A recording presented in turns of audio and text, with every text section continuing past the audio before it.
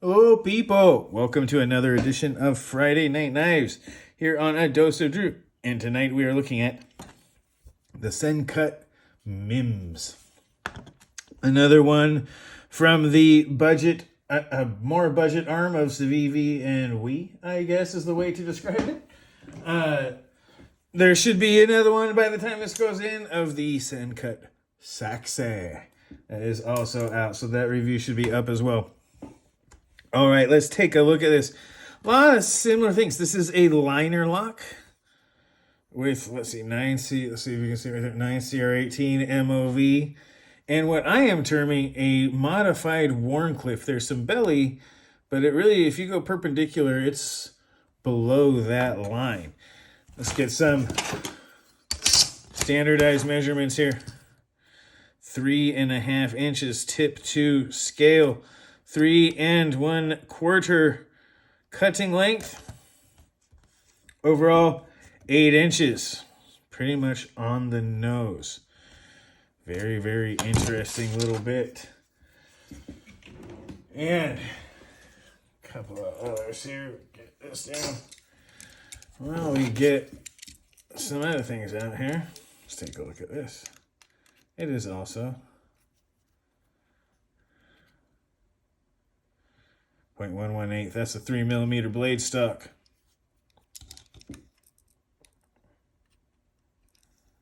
And let's see if I can get this right at the bottom of the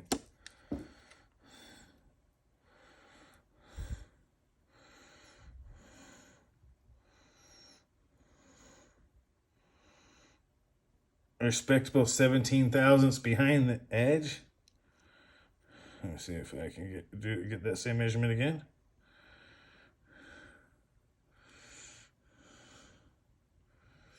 I think it's a little bit thinner than that. There we go. No twisting.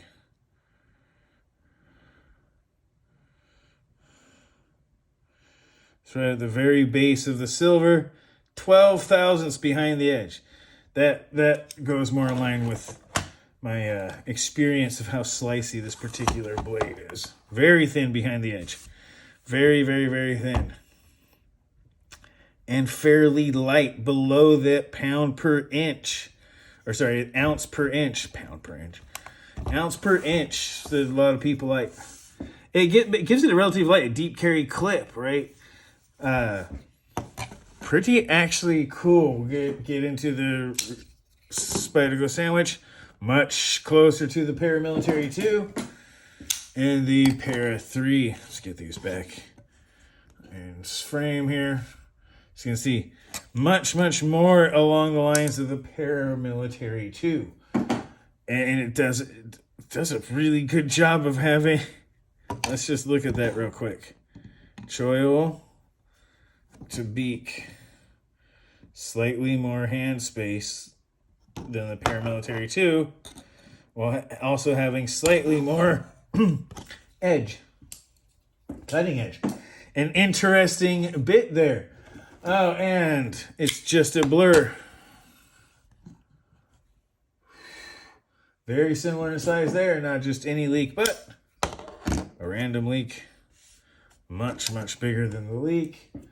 Way up there. It's a full-size knife. It's kind of deceptive in that because, well, honestly, there's blade all the way out there. That's a lot of blade for the handle. It maintains a huge amount of cutting edge for the size of the handle. Couple more here.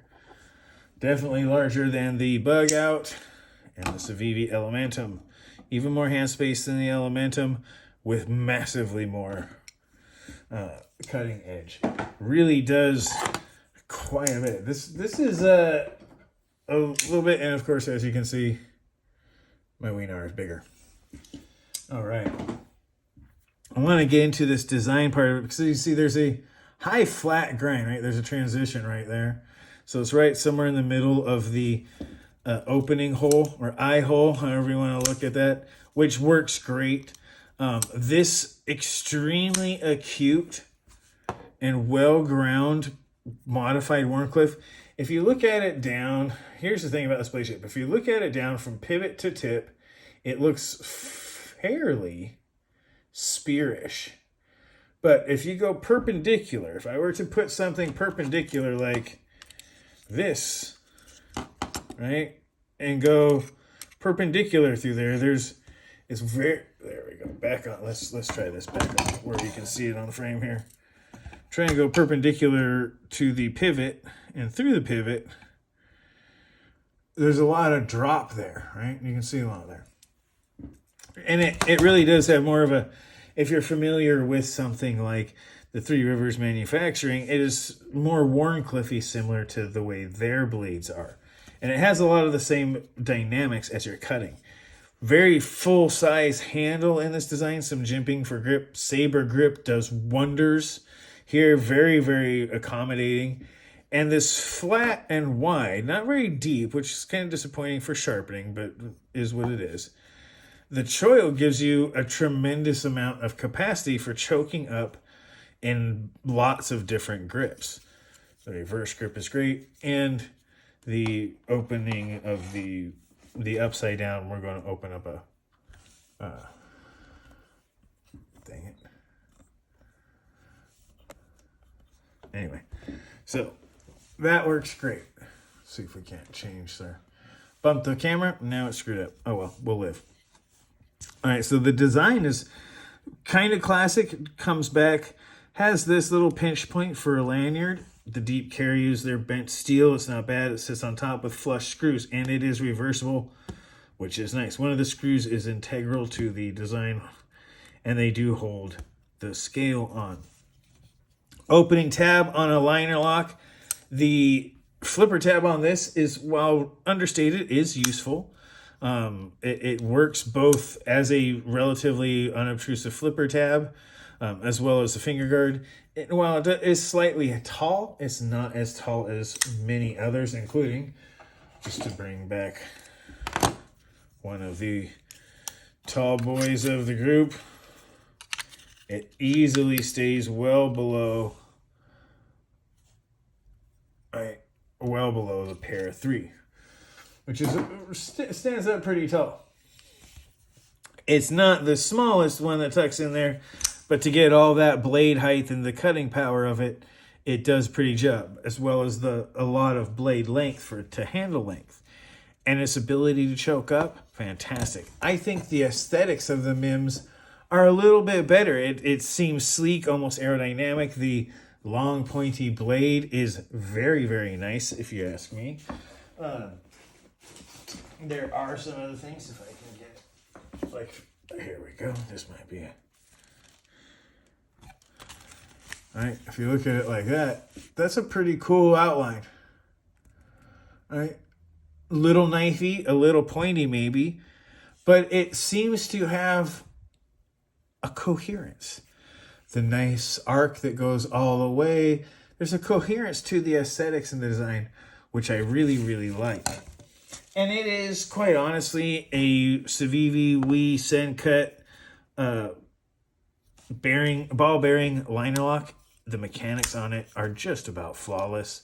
It does an outstanding job for the price. Very, very good hydraulic type action. This is dry out. Had a chance to cut a few boxes. This is one of my favorites. It is. Oh my goodness. This thing truly, truly is a package piercer with that nice acute tip.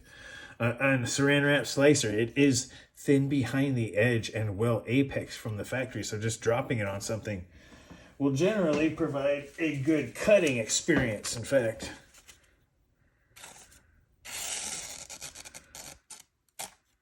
Very slicey. And shave the paper in thin bits. If my caffeine addicted hands would allow it. Right? It does slicey super good. Push cut. I don't even have to, I'll just put the blade on there and move the paper.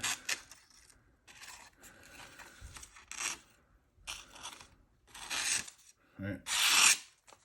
Only when the paper becomes unable to support its own weight does it fail. It's not the blade. And I'm going slow.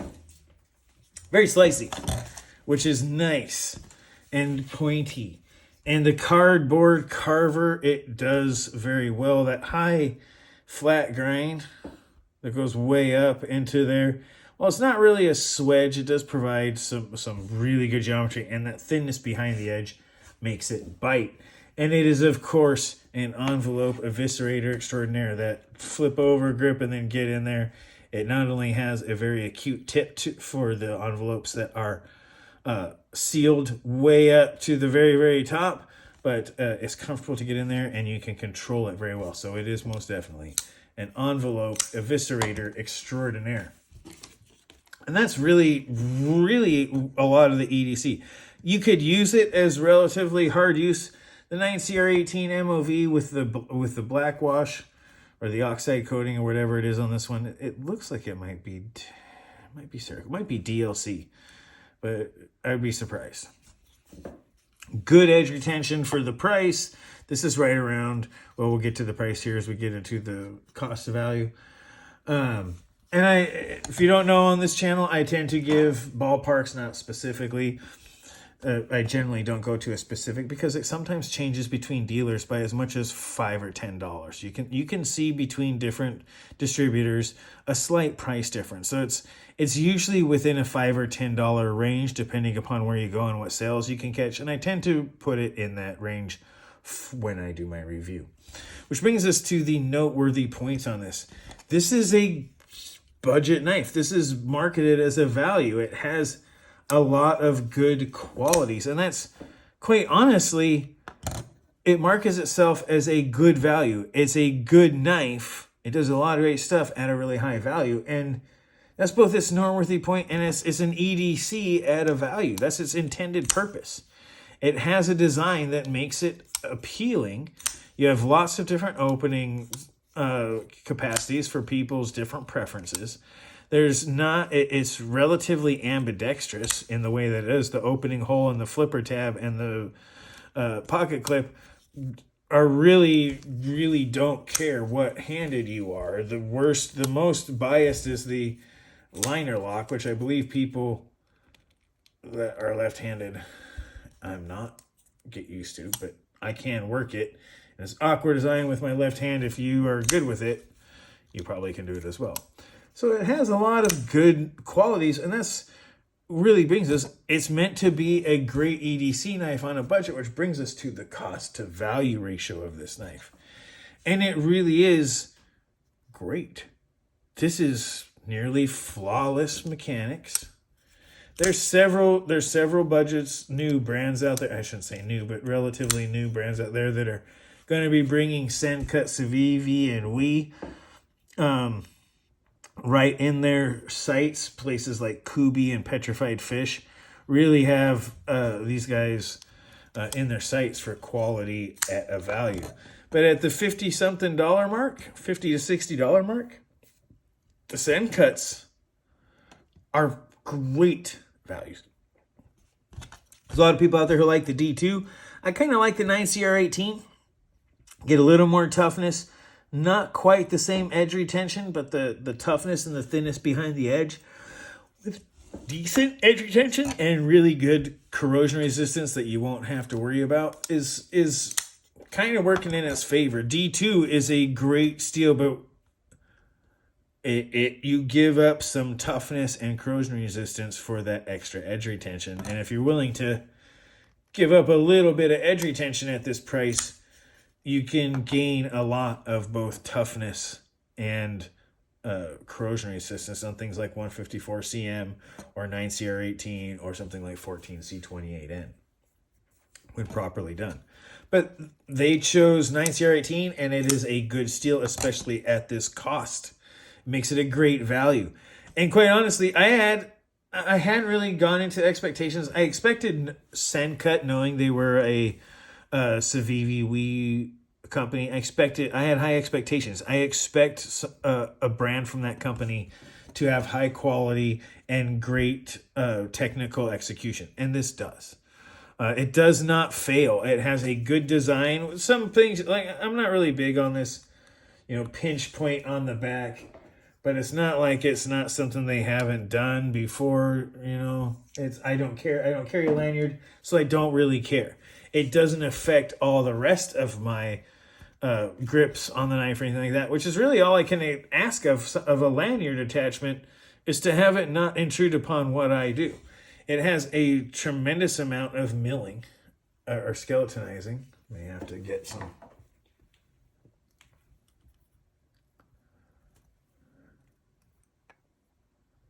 Let me see if that's that direction. There you go.